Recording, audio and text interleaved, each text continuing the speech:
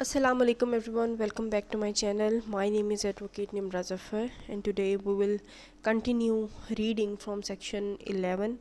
Section 11 क्या है? Employees of the authority, कि जो अथॉरिटी बनी है इस एक्ट के अंडर उन्होंने जब एम्प्लॉयज़ रखने हैं वो एम्प्लॉयज़ कौन कौन से होंगे और कैसे प्रोसीजर क्या होगा उनको अपॉइंट करने का, ये हम आगे पढ़ेंगे. The authority may on its own, खुद से भी और थ्रू द डायरेक्टर जनरल के थ्रू और the authorised officer appoint such employees, वो एम्प्लॉयज़ अपॉइंट करेगी as may be consider necessary for the efficient performance of its functions, कि वो अपने फंक्शंस को एफिशिएंटली परफॉर्म कर सके. उसके लिए उनको जो भी एम्प्लॉयज़ रखने की ज़रूरत पड़ेगी वो अपॉइंट कर सकती है in such manner and such conditions as may be prescribe, जो कि रूल्स में प्रेस्क्राइब किए गए होंगे कि आपने कैसे अपॉइंट करना है. And until so prescribed as may be determined by the government, या फिर गवर्नमेंट जो है वो डिटर्मिन करेगी कि कैसे आपने जो है इनको जो एम्प्लॉयज़ हैं उनको अपॉइंट करना है. सबसेक्शन 2 है the authority may by regulations provide for efficiency discipline and accountability of its employees. अब अथॉरिटी जो है एक सेपरेटली जो है वो रेगुलेशंस बना सकती है कि किस तरीके से अपने एम्प्लॉयज़ की जो है वो अकाउंटेबिलिटी करनी है, उनको डिसिप्लिन के लिए या उनकी एफिशिएंट वर्किंग के लिए. सबसेक्शन 3 है द अथॉरिटी में लैंड और borrow any of its employee और employee of any other department on deputation basis as per the policy of the government. अब यहाँ पे उन्होंने ये बात की है कि ये जो अथॉरिटी है, अब ये किसी अपने जो एम्प्लॉयज़ हैं वो किसी दूसरे डिपार्टमेंट को दे भी सकती है, ठीक है, डिप्यूट कर सकती है वहाँ, और दूसरे डिपार्टमेंट से ले भी सकती है एम्प्लॉयज़ को, अपने जो है वो इस डिपार्टमेंट में डिप्यूट कर सकती है. फॉर एग्जांपल, अब जब ये पीरा फोर्स बनी है तो इनिशियली यहाँ पर जो है वो एम्प्लॉयमेंट किस तरीके से हुई है, किस तरीके से एम्प्लॉयज़ आए हैं. तो यहाँ पे फॉर एग्जांपल जो सार्जेंट्स वगैरह हैं वो किस तरीके से अपॉइंट हुए हैं, तो वो डिप्यूट किए गए थे पुलिस डिपार्टमेंट से यहाँ पर, ठीक है, ट्रांसफ़र किया गया था उनको फॉर एग्जांपल, ठीक है. तो ये मतलब है इसका. उसके बाद है chapter number 3, district enforcement and regulatory board. Her district में एक डिस्ट्रिक्ट इन्फोर्समेंट और रेगुलेटरी बोर्ड बनाया जाएगा. सेक्शन 12 है district enforcement regulatory board. The authority में, अब अथॉरिटी क्या करेगी, बाय एन ऑर्डर करेगी constitute the district enforcement regulatory board, और वो अपने ऑर्डर के थ्रू जो है हर डिस्ट्रिक्ट में एक बोर्ड बनाएगी at the district level with the following composition. अब कंपोजिशन उसकी क्या होगी, कौन कौन से बंदे उसमें शामिल होंगे. तो सबसे पहले है जी उस डिस्ट्रिक्ट का जो है वो डिप्टी कमिश्नर जो डीसी होगा वो उसका चेयरपर्सन भी होगा. उसके बाद है डीपीओ, उस डिस्ट्रिक्ट का जो डीपीओ होगा वो उसका मेंबर होगा. District head of departments of schedule laws, ये मेंबर्स होंगे. जो स्केड्यूल लॉज के अकॉर्डिंग जो डिपार्टमेंट्स बने हुए हैं उनके जो हेड्स होंगे वो सारे के सारे इनके मेंबर्स होंगे उस डिस्ट्रिक्ट में जो होंगे. उसके बाद है डिस्ट्रिक्ट पब्लिक प्रोसिक्यूटर, ये मेंबर होगा इसका. डिस्ट्रिक्ट अटॉर्नी मेंबर होगा इसका. उसके अलावा एक मेंबर जो कि इसका सेक्रेटरी भी होगा इस बोर्ड का, वो कौन होगा, additional deputy commissioner, additional DC जो है वो इसका मेंबर भी होगा और सेक्रेटरी भी होगा इस बोर्ड का. मतलब चेयरपर्सन जो है वो डीसी होगा और सेक्रेटरी जो होगा वो एडिशनल डिप्टी कमिश्नर होगा. उसके अलावा एनी अदर एक्सपर्ट को ऑप्टेड फ्रॉम द पब्लिक और प्राइवेट सेक्टर, या किसी भी पब्लिक और प्राइवेट सेक्टर में से कोई अदर एक्सपर्ट्स जिसकी ज़रूरत हो वो इसका मेंबर बन सकता है. सबसेक्शन 2 है the board shall be housed at the district headquarters, मतलब कहाँ पे ये बोर्ड बैठा करेगा, डिस्ट्रिक्ट हेडक्वार्टर्स में बैठा करेगा.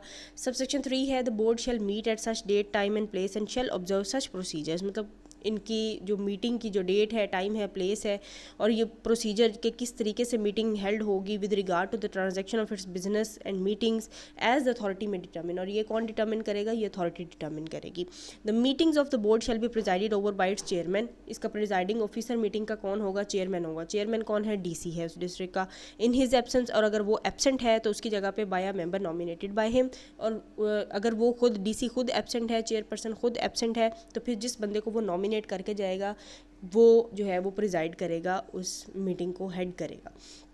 उसके बाद है quorum for a meeting of the board shall be 1/2 of the total members. Quorum क्या होता है, मिनिमम रिक्वायरमेंट मीटिंग को होल्ड करने के लिए कितनी होनी चाहिए मेंबर्स की, तो वो कोरम होता है जो कि मिनिमम रिक्वायरमेंट होती है जो हर सूरत आपने पूरी करनी होती है. तो वो कितनी होनी चाहिए, जितने भी इस बोर्ड के मेंबर्स हैं, जितने मेंबर्स होंगे उनमें से हाफ जो है वो लाजमी होने चाहिए, ठीक है. तो फिर ही जो है आप मीटिंग कर सकते हैं. उसके बाद सबसेक्शन 3 है the secretary on the direction of the chairperson, मतलब जो एडिशनल डीसी होगा वो डीसी की डायरेक्शन के साथ shall call a meeting of the board, meeting बुलाएगा बोर्ड की। उसके बाद क्या है, decisions of the board shall be taken by the majority of the members present and voting. जितने मेंबर्स प्रेजेंट होंगे और वोट कर रहे होंगे उनमें मेजॉरिटी का जो जिस में वो मेजॉरिटी वोट करेगी जिसकी फेवर में, जिस डिसीजन की फेवर में, वो डिसीजन जो है वो लिया जाएगा।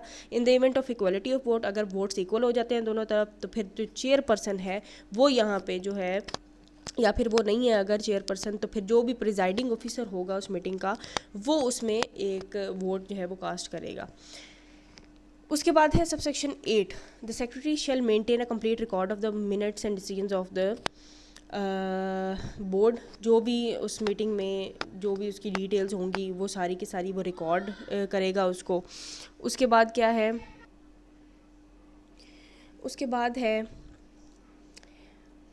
सबसेक्शन 9 है, the no act decision order और प्रोसीडिंग ऑफ द बोर्ड और a committee constituted by the board shall be invalid merely by the reason of vacancy or defect in the constitution of the board or committee। वो कह रहे हैं कि board की meeting हुई है, उसमें जो डिसीजन हुआ है या कोई एक्ट है या कोई ऑर्डर पास किया गया है या कमेटी का एक्ट डिसीजन या ऑर्डर, वो सिर्फ इस वजह से जो है वो इनवैलिड नहीं होगा कि उसके कॉन्स्टिट्यूट होने में, उस बोर्ड के या कमेटी के बनने में कोई डिफेक्ट था, या फिर जो है वो वैकेंसी थी, जगह खाली थी और डिसीजन लिया गया, तो ये इनवैलिड नहीं होगा। उसके बाद है subsection 10, the secretary shall be responsible for performing secretariat functions and providing secretarial support to the board. मतलब अब जो सेक्रेटरी है वो कौन है, एडिशनल डीसी है, वो पूरे बोर्ड को अपनी तमाम जो है ना फंक्शंस परफॉर्म करने के लिए अपनी सपोर्ट प्रोवाइड करेगा। उसके बाद है secretary shall exercise such powers as are mention in the act. वो सारी वो पावर्स एक्सरसाइज करेगा जो एक्ट में उसको दी गई हैं, और एज में भी प्रेस्क्राइब्ड और delegated to him by the board, या फिर जो रूल्स में उसको बताई गई हैं। प्रेस्क्राइब्ड का मतलब है जो रूल्स में प्रेस्क्राइब की गई हैं, उसके अलावा या फिर जो बोर्ड उसको जो है वो पावर्स अपनी डेलीगेट करेगा, वो सारी की सारी जो है उसने कैरी आउट करनी है। उसके बाद क्या है सेक्शन 13, कमेटीज़ भी बना सकता है बोर्ड। जैसे ऊपर हमने अथॉरिटी के बाद कमेटी का पढ़ा था कि वो कमेटीज़ बना सकते हैं, इसी तरह बोर्ड भी जो है वो कॉन्स्टिट्यूट कर सकता है कोई कमेटी ज़रूरत पड़ने पे। The board may constitute such committees as may be deemed necessary for carrying out the purpose of the act and such committees shall exercise such powers and perform such functions as may be assigned to them by the board. Board ही बनाएगा और board ही बताएगा कि आपने कौन सी duties और powers और जो भी है फंक्शंस वो परफॉर्म करनी है। उसके बाद है section 14, powers and functions of board. अब बोर्ड की पावर्स या फंक्शंस क्या हैं, subject to the provisions of the act. इस एक्ट की प्रोविजंस को मद्देनजर रखते हुए, रूल्स को मद्देनजर रखते हुए या रेगुलेशंस को मद्देनजर रखते हुए, the board may exercise such powers and take such measures as may be necessary for carrying out the purposes of the act. इस एक्ट के जितने भी पर्पसेस हैं उनको कैरी आउट करने के लिए, उनको पूरा करने के लिए जो बोर्ड है वो पावर्स और जो है वो उनको एक्सरसाइज करेगा, और जो भी ज़रूरी कदम उनको लगेगा वो लेगा। सबसेक्शन 2 है, without prejudice to the generality of subsection 1। जो ऊपर हमने चीज़ें पढ़ी हैं वो उसको एज इट इज़ मद्देनज़र रखते हुए the board shall oversee, spearhead and monitor. ये सारी वही चीज़ें हैं जो ऊपर हमने अथॉरिटी के केस में पढ़ी थी, ठीक है। जिस तरीके से अथॉरिटी के जो पावर्स एंड फंक्शंस है वही सेम टू सेम जो है वो बोर्ड का है। अथॉरिटी जो है वो सबसे बड़ी एक जिसको कह लो ना एक बॉडी है, ठीक है, एक कॉरपोरेट बॉडी है सबसे बड़ी, जिसने ओवरऑल सबको जो है वो ओवरसी करना है। अब ये जो बोर्ड है ये एक डिस्ट्रिक्ट में बना है, तो इसने डिस्ट्रिक्ट की हद तक जो है करना है, बाकी फंक्शंस जो हैं वो सारे इसके वही होंगे। Oversee, spearhead and monitor the implementation of guidelines issued by the authority under the act. अब जब अथॉरिटी की हमने बात की थी तो हमने ये पढ़ा था कि वो जो है वो स्पेयर हेड करेगी, मॉनिटर करेगी उन इम्प्लीमेंटेशंस को जो कि गवर्नमेंट उनको बताएंगी कि आपने ये करना है। अब यहाँ पे बोर्ड का क्या काम है कि अथॉरिटी बोर्ड को बताएगी कि आपने ये चीज़ें जो है मॉनिटर करनी है, इम्प्लीमेंटेशन में ये गाइडलाइंस पे आपने जो है वो वर्क करना है। उसके बाद है supervise, monitor and review the progress and performance of enforcement stations. जो enforcement station sub divisional level पे बनाए जाएंगे उनको सुपरवाइज करेगा बोर्ड, मॉनिटर करेगा या रिव्यू करेगा उनकी प्रोग्रेस को और उनके परफॉर्मेंस को। उसके बाद है conduct a situational assessment, symmetrically gather and analyse relevant data for the decision making and effective planning के लिए या डिसीजन मेकिंग के लिए जो ज़रूरी होगा वो डाटा कलेक्ट कर सकता है बोर्ड। उसके अलावा जो है वो सिचुएशनल असेसमेंट कर सकता है, जो है वो कंडक्ट कर सकता है। उसके बाद है take all necessary measures for the implementing the enforcement mechanism. जो भी ज़रूरी कदम लेने पड़ेंगे इन्फोर्समेंट मैकेनिज्म को इम्प्लीमेंट करने के लिए वो लिए जाएंगे। उसके बाद है recommend budget estimates to the authority for the purpose of implementation of the act. जो इम्प्लीमेंटेशन के ऊपर जो है वो बजट आना है, जो कॉस्ट आनी है, वो सारी की सारी जो है वो अथॉरिटी को उसका एक बजट एस्टिमेट बनाकर रेकमेंड करेगा। उसके अलावा seek reports from the concern quarters for the data analysis and better decision making. कोई भी बेटर डिसीजन मेकिंग के लिए या एनालिसिस के लिए जो भी उनको ज़रूरी होगा वो जो है वो उसकी रिपोर्ट सीक कर सकता है।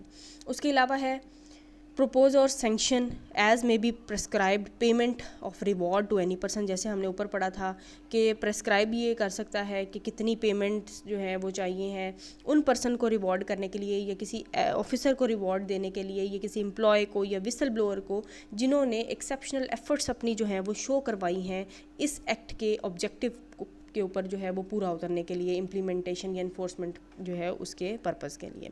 उसके बाद है such other functions and exercise such other powers as may be assigned to it by the authority from time to time. और टाइम टू टाइम जो भी अथॉरिटी इसके ऊपर जो भी जिम्मेदारियाँ डालेगी, फंक्शंस होंगे, वो सारे के सारे जो है वो परफॉर्म करेगा for carrying out the purpose of this act. उसके बाद सेक्शन 15 है powers and functions of chairperson of the board. अब चेयरपर्सन की बात है, यहाँ पे डीसी की बात हो रही है कि वो कौन से पावर्स और फंक्शंस जो है वो परफॉर्म करेगा। The chairperson of the board shall exercise such powers as are provided in the act, वही जो एक्ट में बताई गई हैं और एज में भी प्रिस्क्राइब्ड या रूल्स में बताई गई हैं, और delegated to him by the authority और बोर्ड, या फिर बोर्ड या अथॉरिटी उसे डेलीगेट करेगी। उसके बाद है the chairperson of the board shall responsible the chairperson of the board shall responsible to execute the direction of the authority. जो अथॉरिटी डायरेक्शन देगी उन सबको जो है रिस्पॉन्सिबल है चेयरपर्सन के, उनको एग्जीक्यूट करेगा। उसके अलावा monitor and ensure implementation of the act at district level, और डिस्ट्रिक्ट लेवल के ऊपर जो इस एक्ट के अकॉर्डिंग जो भी इम्प्लीमेंटेशन जो है वो चाहिए होगी उसको इंश्योर करेगा और मॉनिटर करेगा। उसके बाद है conduct performance reviews of enforcement stations and it's employees. जो इन्फोर्समेंट स्टेशंस और जो भी उसके उनके एम्प्लॉयज़ होंगे उन सब की जो परफॉर्मेंस है उनको जो है वो रिव्यू करेगा। उसके अलावा seek reports and records from enforcement station में जितने रिकॉर्ड्स हैं तो उनकी रिपोर्ट जो है वो मांग सकता है।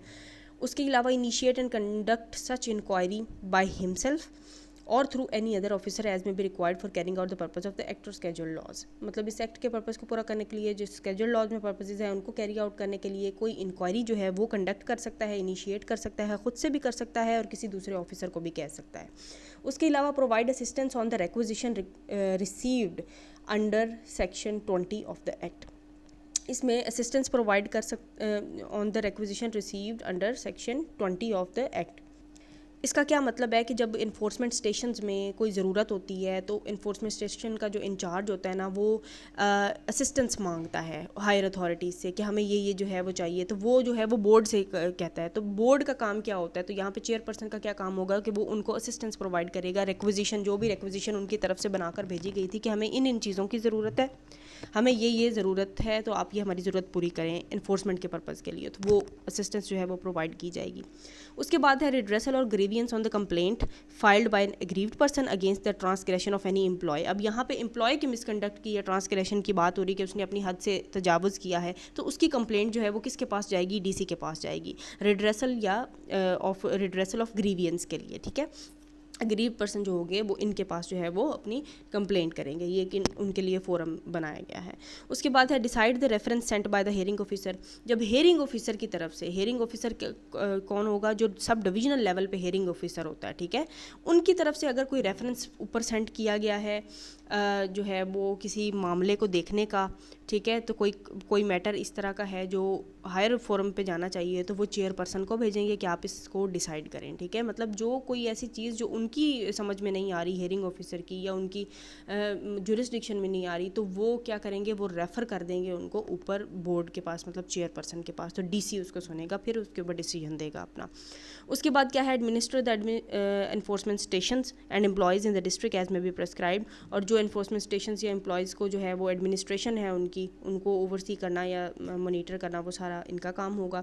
उसके बाद जो है and exercise such powers and perform such functions as may be ancillary to the above. और इनसे मिलते जुलते जो ऊपर हमने चीज़ें पढ़ी हैं, जो भी मैटर्स होंगे for carrying out the purpose of this act, उसमें अपने जो है वो पावर्स परफॉर्म करेगा। अब नेक्स्ट है hearing officer, chapter 4, hearing officer जो है अब हमने देखना है, अब हम देखें स्टेप बाय स्टेप पढ़ते आ रहे हैं उसको, डिस्ट्रिक्ट लेवल पे कौन सी अथॉरिटी होगी, और उसके बाद अब हम आ जाते हैं सब डिविजनल लेवल पे।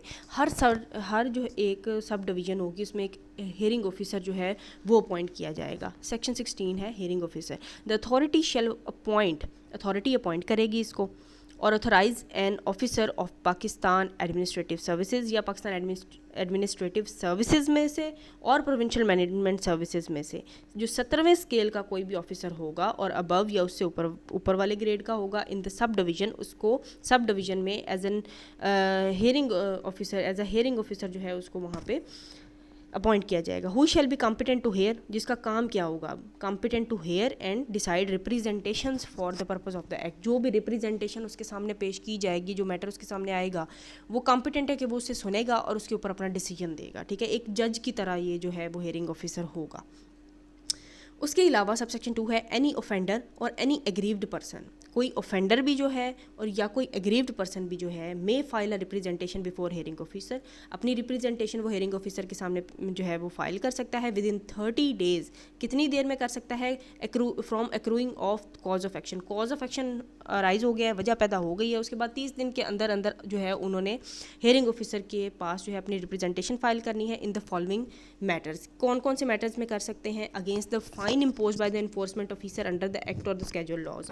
अगर किसी के ऊपर फाइन इम्पोज हो गया है उसके और उनको लगता है कि ये गैर कानूनी तरीके से हुआ है, ये ज़्यादा हो गया है, या कोई मसला है उनको, या वो एग्रीव्ड समझते हैं अपने आप को, तो वो हियरिंग ऑफिसर के पास जो है वो रिप्रेजेंटेशन फाइल कर देंगे। उसके बाद कन्फिस्केशन ऑफ आर्टिकल्स, कार्ड्स और व्हीकल्स। अब ये देखें मूवेबल, हमने यहाँ पे बात की है कि स्टेट प्रॉपर्टी पे जो है वो मूवेबल किसी ऑब्जेक्ट की भी इंट्रूजन नहीं होनी चाहिए। ठीक है, मतलब आप जो है वहाँ पे वो नहीं कर सकते इंक्रोचमेंट किसी किस्म की भी। तो अगर वो एनफोर्समेंट ऑफिसर जो है वो कन्फिस्केट कर लेता है उन आर्टिकल्स को, कार्ड्स को, व्हीकल्स को, और कोई समझ रहा है कि जो है वो मैं एग्रीव्ड हूँ इसके ऊपर जो है वो वो अपनी रिप्रेजेंटेशन जो है वो फाइल कर सकते हैं हियरिंग ऑफिसर के पास। उसके बाद सीलिंग ऑफ एनी प्रीमिसेस, कोई प्रीमिसेस सील कर दी है, कोई जगह सील कर दी है, उसके अगेंस्ट हो सकता है। रिमूवल ऑफ इंक्रोचमेंट्स और पब्लिक न्यूसेंस, मतलब किसी इन्फोर्समेंट ऑफिसर ने या जो भी स्टाफ है उन्होंने अगर बोला है कि आप ये इंक्रोचमेंट जो आपने की है, तजावुज़ात आपने किए, वो इनको रिमूव करें या पब्लिक न्यूसेंस को रिमूव करें, उसके अगेंस्ट जो है अगर आप अपने आप को एग्रीव्ड समझते हैं तो आप जो है वो अपनी कर सकते हैं। एनी एंसिलरी मैटर, और इससे मिलते जुलते या arising out of the actions of the enforcement officer, enforcement officer के कोई भी एक्शन से अराइज हो रहे हैं, कोई और मैटर्स अराइज हो रहे हैं, उसके अगेंस्ट जो है वो आप कर सकते हैं। एनी अदर मैटर एज में भी प्रिस्क्राइब, या रूल्स में जो भी बताए गए होंगे कोई आप इन मैटर्स में जो है वो रिप्रेजेंटेशन फाइल कर सकते हैं तो आप करेंगे। उसके बाद सबसेक्शन 3 है the filing of the representation and process of hearing shall be such as may be prescribed. तो मतलब आपने किस तरीके से होगा, प्रोसेस ऑफ हियरिंग क्या होगा और किस तरीके से आपने रिप्रेजेंटेशन फाइल करनी है, ये आपको रूल्स में पता चलेंगी। उसके बाद है powers of the hearing officer shall include. अब हियरिंग ऑफिसर की पावर्स क्या है, लेकिन लिमिटेड नहीं है, इस तक उन्होंने ये भी बता दिया, इसके अलावा भी हो सकती हैं। अब पावर्स कौन कौन सी हैं, determine whether the offence occurred, वो देखेगा कि क्या ऑफेंस हुआ है या नहीं हुआ। Determine whether the fine impose by the enforcement officer is reasonable, कि जो इन्फोर्समेंट ऑफिसर ने जिस बंदे के ऊपर फाइन इम्पोज किया है वो रीजनेबल है या नहीं है। And with in the limits prescribed under the act and the, और लिमिट्स जो हैं जो कि एक्ट ने बताई हैं, इसके जो लॉज ने बताई हैं, उसके अंदर फॉल करता है या नहीं करता। उसके बाद है impose additional fine upon the failure of representation. अगर उसको लगता है कि ये रिप्रेजेंटेशन जो थी ये फॉल्स थी और ऐसे ही इसने रिप्रेजेंटेशन फाइल कर दी है, अगर वो फेलियर, मतलब एक तो होगी ना आपकी रिप्रेजेंटेशन सक्सेसफुल हो गई है कि वो वाकई उसके फेवर में चलेगी, दूसरा है फेलियर, उसका कोई रिजल्ट ही नहीं निकला, तो फिर उसमें जो इम्पोज जो पहले फ़ाइन हुआ था उससे ज़्यादा फ़ाइन इम्पोज कर सकती है। एडिशनल फ़ाइन जो है वो हियरिंग ऑफिसर इम्पोज कर सकता है and to recover the same, और उसके पास ये भी पावर है कि उस फ़ाइन को रिकवर भी कर सकता है। उसके बाद है refund the fine impose by enforcement officer in case of successful representation. मतलब अब देखें यहाँ सक्सेसफुल रिप्रेजेंटेशन की बात हो गई है कि अगर जो उसने रिप्रेजेंटेशन जो है वो फाइल की थी उसके फेवर में चली गई है, तो इन्फोर्समेंट ऑफिसर ने जो फाइन उसके ऊपर इम्पोज किया था वो उसे रिफंड कर दिया जाएगा इन सच मैनर एज में भी प्रेस्क्राइब। और कैसे किया जाएगा ये हमें रूल्स में पता चलेगा। उसके बाद है impose fine in case of amount of the fine proposed by enforcement officer exceeds his pecuniary limits but he has sent a report to hearing officer in this regard keeping in view the severity of the offence। वो कह रहे हैं यहाँ पे कि जो hearing officer है ना वो उस केस में फ़ाइन इम्पोज कर सकती है जिस केस में इन्फोर्समेंट ऑफिसर ने अपनी पेक्यूनरी मतलब जो जितना वो फ़ाइन इम्पोज कर सकता है किसी बंदे के ऊपर उससे एक्सीड किया है उस लिमिट से, लेकिन साथ साथ उसने रिपोर्ट बना के हियरिंग ऑफिसर को भेजी है कि मैंने इस वजह से फ़ाइन ज़्यादा इम्पोज किया है कि जो ऑफेंस है वो ज़्यादा सीवियर है, तो इसके ऊपर जो है वो उसको मेनटेन करते हुए हियरिंग ऑफिसर उसको जो है वो इम्पोज कर सकता है फ़ाइन। उसके बाद है डिटर्मिन द इन्फोर्समेंट कॉस्ट, कितनी कॉस्ट आएगी वो डिटर्मिन करेगा। रेंट्स को डिटर्मिन करेगा। रेंट्स यहाँ पे क्या रेंट्स की बात हो रही है कि जो आपने स्टेट प्रॉपर्टी के ऊपर जो मतलब आप वहाँ पे ऑक्यूपाइड हैं, ठीक है, तो उसका कितना इलीगली आप वहाँ पे ऑक्यूपाइड हैं, तो गवर्नमेंट चाहे तो आपसे उसका रेंट भी ले सकती है, तो वो कितना होगा ये भी हियरिंग ऑफिसर डिटर्मिन करेगा। और अदर इंसिलरी कॉस्ट या कोई भी और कॉस्ट या penalties on the report of sub divisional enforcement officer as may prescribe, जो भी जो है वो रिपोर्ट बना के SDEO जो है जो incharge of the enforcement station होगा वो रिपोर्ट बना के भेजेगा, ठीक है, तो उनके ऊपर डिसीजन जो है वो कौन देगा, हियरिंग ऑफिसर देगा।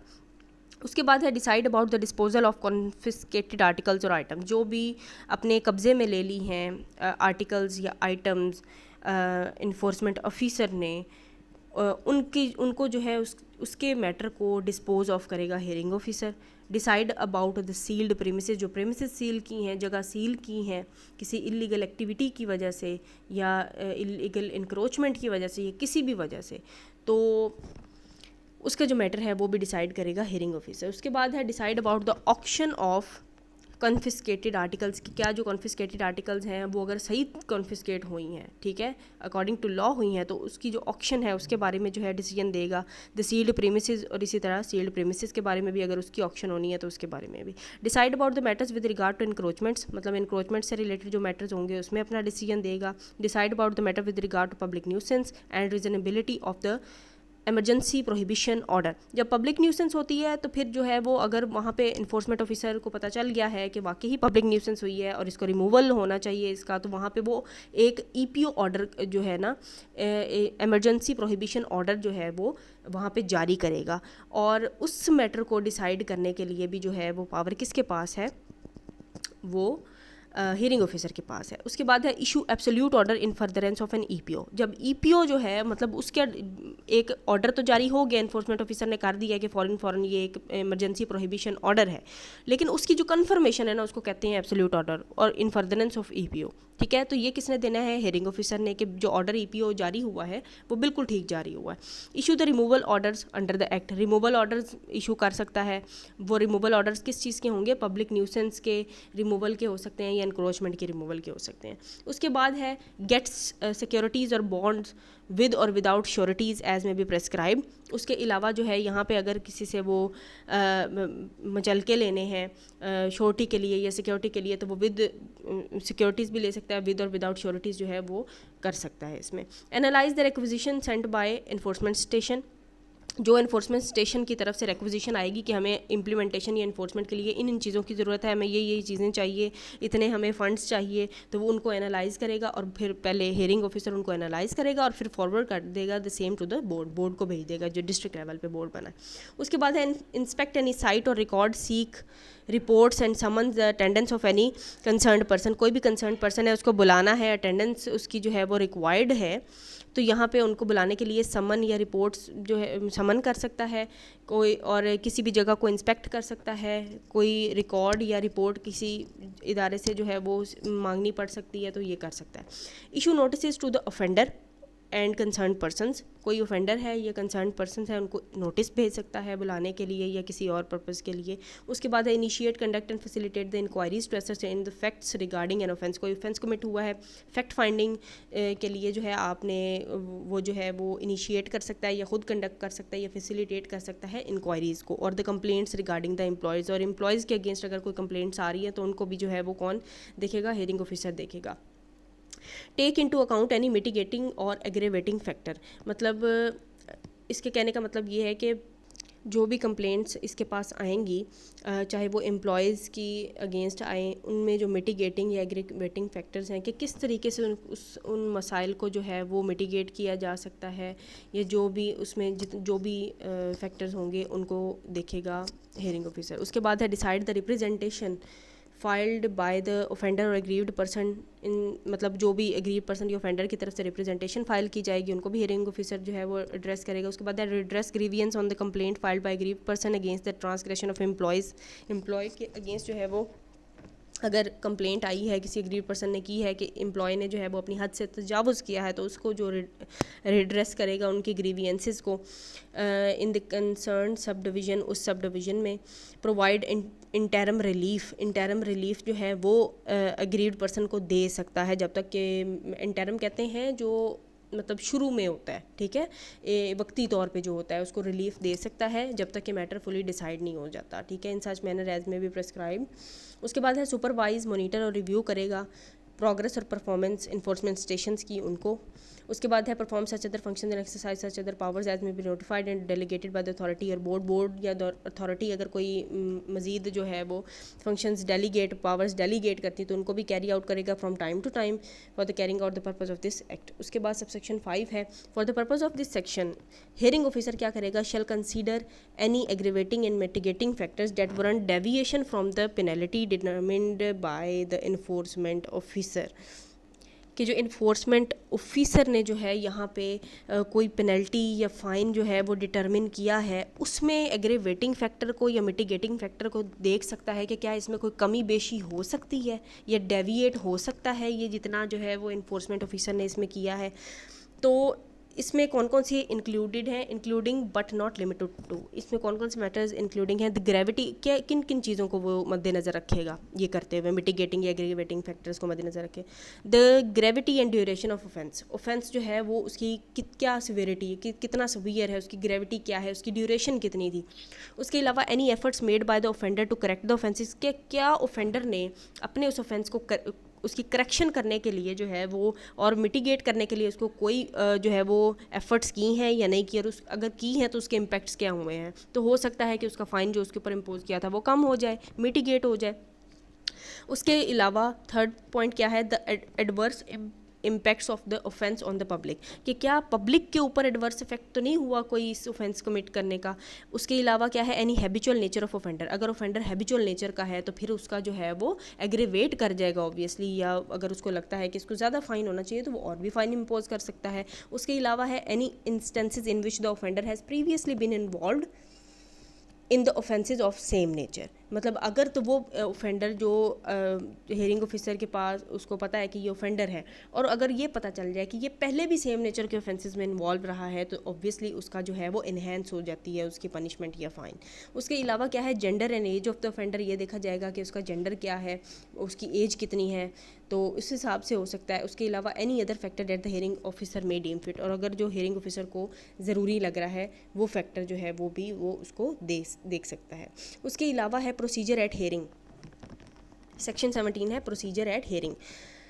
Save as may be expressly provided in this act, hearing shall be conducted summarily, मतलब क्या मतलब है इसका कि ये समरी प्रोसीडिंग्स होंगी, समरी ट्रायल जिसको हम कहते हैं कि जल्दी जल्दी जो है ना with in a specified time period जो है इसको ख़त्म किया जाए। ये एक अब ये जो यहाँ पे हियरिंग ऑफिसर का क्या मकसद है यहाँ पे इसको सब डिवीज़न में जो है वो करने का काम तो ये भी जज वाला कर रहा है, लेकिन यहाँ समरी प्रोसीडिंग समरी ट्रायल होगा कि एज़ सुन एज़ पॉसिबल जो है वो इन्फोर्समेंट करवाई जाए स्पेशल लॉज की, या जो है उस इम्प्लीमेंटेशन करवाई जाए, ठीक है, और इसके ऊपर जो है वो कानून शहादत जो है वो अप्लाई नहीं होगा। नहीं तो मतलब एक लेंथी प्रोसीजर से बचा गया है, ठीक है, एक जो फॉर्मल प्रोसीजर है कोर्ट्स का जो इतने सालों चलता है या महीनों चलता है, वहाँ यहाँ पे वो वाला काम नहीं होगा। ये जो है वो स्पीडी जिसको कह लो ना ट्रायल, ये वो होगा। सब सेक्शन 2 है ऑल प्रोसीडिंग्स में भी audio video recorded by hearing officer, जो भी प्रोसीडिंग्स होंगी वो ऑडियो या वीडियो रिकॉर्डेड होंगी टू इंश्योर ट्रांसपेरेंसी, ताकि ट्रांसपेरेंसी को इंश्योर किया जा सके, and for the purpose of maintaining record of all proceeding, ताकि रिकॉर्ड भी रह सके। उसके बाद enforcement officer may attend the hearing को एनफोर्समेंट ऑफिसर खुद से अटेंड भी कर सकता है, but is not required to do सो, लेकिन वो ज़रूरी नहीं है, अनलेस जब तक के specifically asked to attend by the hearing officer, जब तक हियरिंग ऑफिसर खुद से उसको जो है वो एक्सप्लिसिटली ना बुला ले। उसके बाद है written and oral evidence shall be submitted by any person at hearing, मतलब कोई रिटन या ऑरल एविडेंस भी जो है वो कोई बंदा जो है वो उसको कहा जा सकता है कि आप पेश करें। उसके बाद 18 है रिकॉर्डिंग ऑफ एविडेंस। एविडेंस कैसे रिकॉर्ड होगा? Any evidence under the act shall be taken on oath. Oath पे होगा, ठीक है, मतलब हल्फ पे जो है वो उसकी अफर्मेशन पे होगा evidence record. Except as may be otherwise provided, अगर कोई और तरीकाकार मतलब लिखा हुआ है किसी लॉ में तो वो अपनाया जाएगा। Be recorded, kept and maintain in the prescribed manners. उसके बाद है any document that is required और ऑथोराइज टू बी फाइल्ड। कोई डॉक्यूमेंट ज़रूरी है जो कि फ़ाइल किया जाना चाहिए, देना चाहिए कोर्ट में और डिलीवर करना चाहिए हेयरिंग ऑफिसर को, तो वो भी जो है वो दिया जाएगा या डिलीवर किया जाएगा इलेक्ट्रॉनिकली, ठीक है, delivered electronically in the manner as may be prescribed, ताकि जो है वो रिकॉर्ड रह सके। So this was all about our today's lecture. Thanks for watching the video, and if you like the video then don't forget to like, share and comment. Thank you so much.